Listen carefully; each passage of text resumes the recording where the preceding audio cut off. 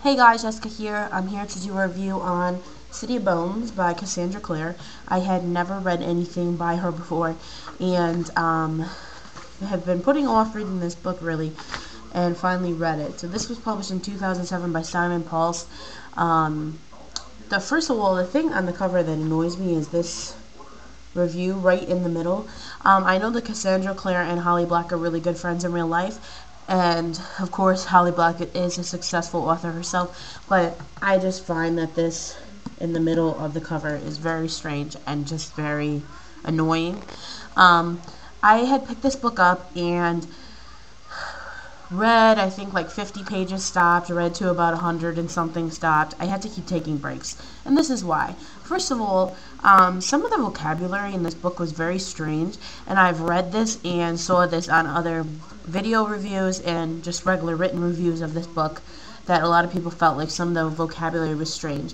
I also feel like in the first third to maybe half of the book, a lot of information is thrown at us in order for us to not only understand what's going on in this book, but understand the subsequent books that are to come in the series. And also, I think the biggest problem I had was that I wasn't invested in any of the characters. Although very tragic things happened to several of the characters, which I'll get into, I wasn't invested in them, so I didn't really care what happened, so I didn't feel compelled to read cover to cover. So this is what this is about. 15-year-old girl Clary Frey, Carissa is her real name. She went to a teen club and witnesses a murder in which this being is killed and disappears.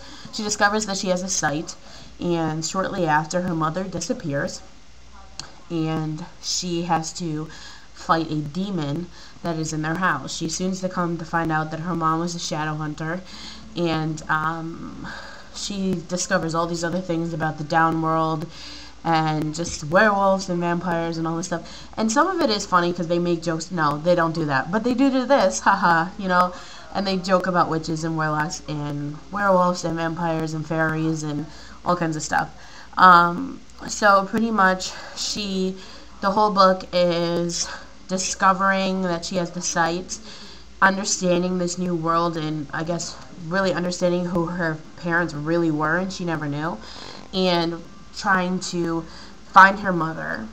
That was pretty much what the whole book is about, without giving a lot away. It is interesting, and the writing isn't bad. It is action-packed. I just had problems with how it was given to us, and really the character development was my biggest problem. So I'm going to give this a 3.5, maybe a 4. I'm not really compelled to run out and read City of Ashes and City of Glass. I probably will read them at some point, but it was just an okay read for me. I know a lot of you guys really love this series, but it just didn't hit me in the same spot, I guess. But I do remember others saying that the next book and the third book are a lot better than City of Bones, so maybe I'll enjoy that more. So that's my quick review. Happy reading. I love you all. Bye.